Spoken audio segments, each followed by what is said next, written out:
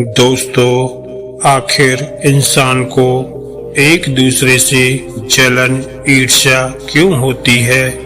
हर इंसान के भीतर जलन मौजूद होती है, लेकिन हम हमेशा उसे ढक कर रखते हैं ताकि कोई हमें बुरा ना समझ ले।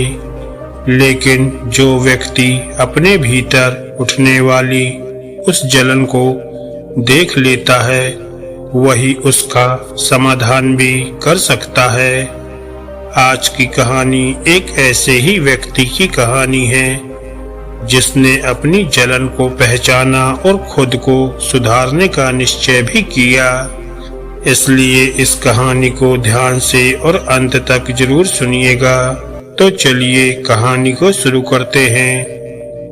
एक समय की बात है, एक महान संत पहाड़ों की कंदराओं में निवास किया करते थे।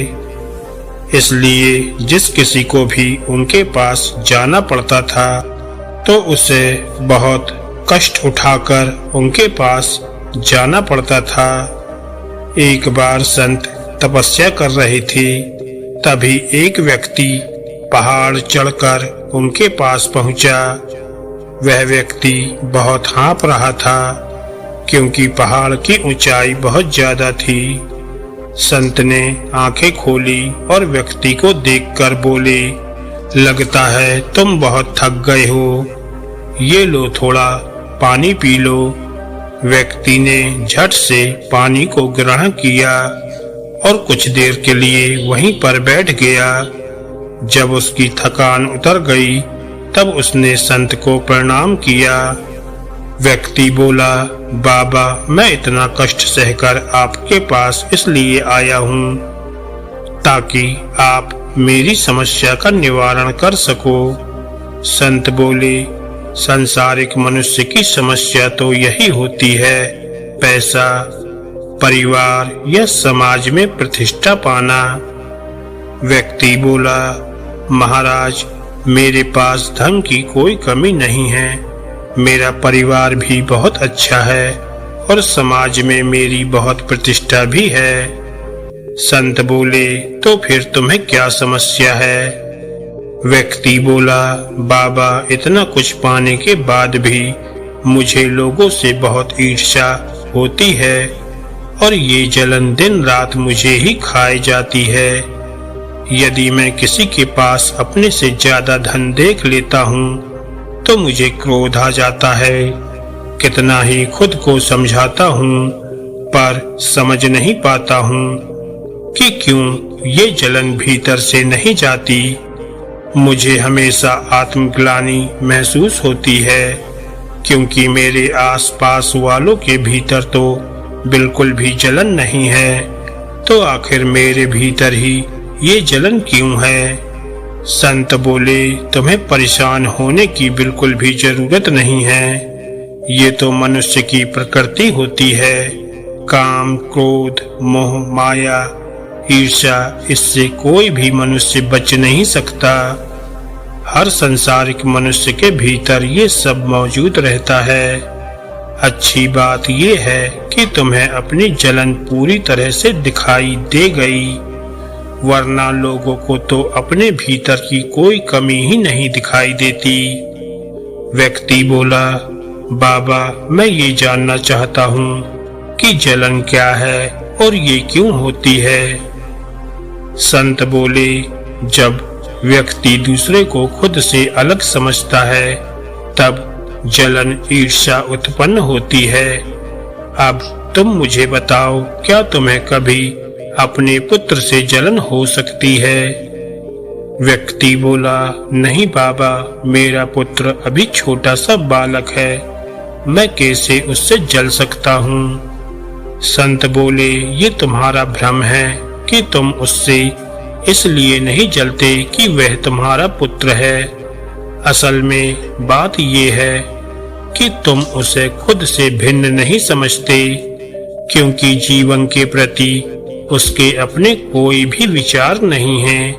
लेकिन जैसे ही उसकी आयु बढ़ेगी और तुम्हारा पुत्र जीवन के प्रति अपना एक नजरिया तुम्हारे सामने रखेगा, जो कि तुम्हारी बातों से बिल्कुल नहीं मिलता होगा, तो उस दिन तुम्हें अपने पुत्र से भी जलन होने लगेगी। व्यक्ति बोला, बाबा आप ही मुझे बताइए मैं क्या करूं? क्या मनुष्य अपनी प्रकृति से लड़ सकता है? संत बोले, नहीं, कोई भी मनुष्य अपनी प्रकृति से लड़ नहीं सकता, लेकिन उसे समझ जरूर जाता है। जो समझ जाता है वह प्रकृति से लड़ना छोड़ देता है। व्यक्ति बोला, आप मुझे बताइए प्रकृति को कैसे समझा जाता है? संत बोले, तुम्हें ये समझना होगा कि कोई चाहे कितना भी धनवान हो या प्रतिष्ठित हो, लेकिन उसके बावजूद भी हमारी जड़ें एक हैं। हम सब ईश्वर से उत्पन्न हुए हैं और किसी में कोई भी भेद नहीं है। कोई ऊपर नहीं है, कोई नीचे नहीं है, कोई सुंदर नहीं है, कोई असुंदर नहीं है। जैसे ईश्वर एक हैं, वैसे ही सभी मनुष्य के अंदर सभी गुण भी एक ही हैं। तुम्हें बस अपने भीतर उठने वाली जलन को साक्षी होकर देखना होगा, ऐसे कि किसी और को देख रहे हो। जब हम उसका होना देख लेंगे, तब वह भीतर से धीरे धीरे गायब होने लगेगी। व्यक्ति बोला, हाँ बाबा, आप सत्य कह रहे हो। मेरे जलने का कारण यही है कि मैं लोगों को खुद से अलग समझता हूँ, लेकिन आपके ज्ञान के द्वारा अब मैं समझ रहा हूँ कि किसी से जलना व्यर्थ ही है।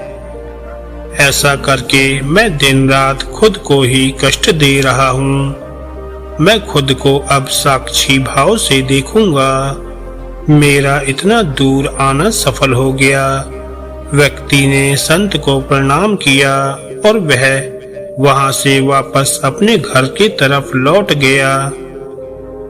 दोस्तों, इस कहानी से हमें ये शिक्षा मिलती है कि जलन कैसे हमें दुख की आग में तपाती है और यही जलन बढ़कर अपराध में भी बदल जाती है। इसलिए दूसरों को हमेशा खुद की तरह देखो। ज्यादा से ज्यादा लोगों की मदद करने की कोशिश करो। ऐसा करने से आपकी जलन, ईर्ष्या की प्रवृत्ति धीरे धीरे कम हो जाएगी। दोस्तों, अगर आपको ये कहानी अच्छी लगी हो तो वीडियो को लाइक करें और ऐसी ही ज्ञानवर्धक और मोटिवेशनल कहानियाँ सुनने के लिए हमारे चैनल को सब्सक्राइब करना ना भूलें। धन्यवाद दोस्तों।